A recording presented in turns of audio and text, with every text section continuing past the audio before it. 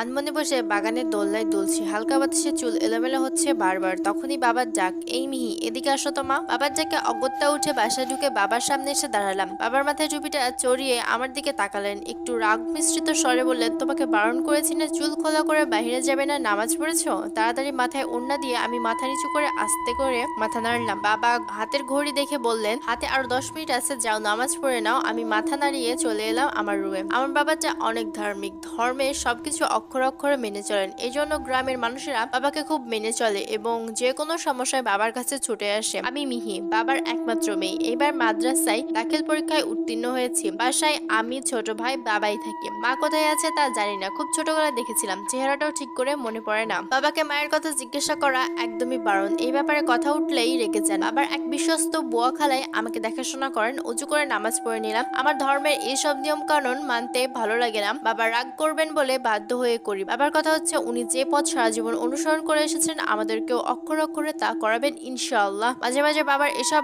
আমার বাড়াবাড়ি মনে হয়, কত নিষেধ কত নিয়ম পালন করতে করতে বিরক্ত লাগে। এমনই ভাবনার সময় আবার বাবার ডাক এলো। চা নিয়ে বাবার রুমে প্রবেশ করে বললাম, ডাকছো বাবা, নামাজ পড়েছো?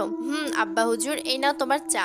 মুমিন ফিরেছে? এখনো তো ফিরেনি। ধমকে সুরে বললেন, এখনো কি মাঠে খেলছে? কতবার বলেছি বিকালের সময়টা একটু হাদিসের শিক্ষা নে। আজ আসুক হচ্ছে ওর। মনে মনে ভয় পেলাম, আজ ভাইয়ের কপালে মায়ের আছে। মুমিনি আমাদের ছোট ভাই, বয়স 11 বছর, মাদ্রাসায় 5ম শ্রেণীতে পড়ে। বাবা চায়ের কাপটা ফেরত দিয়ে বলল, যাও তুমি ভিতরে যাও, কিছু মানুষ আসবে জরুরি কথা বলতে। বাবা কখনোই বাইরের মানুষের সামনে আমাকে আসতে দেয় না, সবসময় পর্দায় থাকতে বলে। চায়ের কাপ নিয়ে রান্নাঘরে চলে এলাম। সন্ধ্যার পর বাবা নামাজ ঘরে থাকেন অনেক রাত অবধি। ওই ঘরে আমাদের যাওয়া বারণ। আমি মাঝে মাঝে উকি দিয়ে দেখি বাবা অন্ধকারে ওইখানে দরজা বন্ধ করে বসে থাকেন। জিজ্ঞাসা করার কথা ভাবতে পারি না, কেননা বাবা যে আমাদেরকে নিজে থেকে বলতে চান না, তা জিজ্ঞাসা করলে তার বকুনি খেতে হয়। এই সময়টা আমার খুব ভয় ভয় লাগে। ঘরের সব বাতিগুলো নিভু নিভু করে, হালকা ঠান্ডা বাতাস পুরো ঘরে বিরাজ করে। ছোট ভাই পা টিপে টিপে ঘরে প্রবেশ করে আমাকে ফিসফিসিয়ে বলল, বুবু বাবা কোথায়? আমি হাতের কাজ করতে করতে বলি, নামাজ ঘরে আছে, যা তাড়াতাড়ি হাত মুখ ধুয়ে পড়তে বস। মুমিন হাসি মুখে চলে যায় তার রুমে। আমার বান্ধবীদের অনেকে বলে আমার বাবা নাকি জিন পালিম, তাদের সাথে কথা বলে। আমি ওদেরকে বোঝাতে পারি না এসব বাবা করেন না,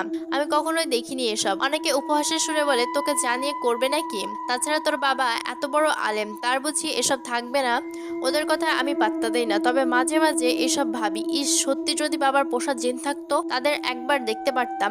ছোট ভাই শুনেই হাসতে হাসতে শেষ। আমার গলা জড়িয়ে বলে, বুবু আপনি এমনিতেই যে ভীতু, সামান্য তেলাপোকা দেখে চিৎকার করেন, আপনি নাকি দেখবেন জিন? রাগ লাগে এসব শুনে, তাই ওকে আর আমার ভাবনাগুলো বলি না। প্রায় রাত 10টায় বাবার নামাজ ঘর থেকে বের হলেন। আমি তখন টেবিলে খাবার এনে দিচ্ছিলাম। বাবা এসে চেয়ারে ধপ করে বসে পড়লেন, পানির জগ থেকে পানি গ্লাসে ঢেলে এক নিমিষে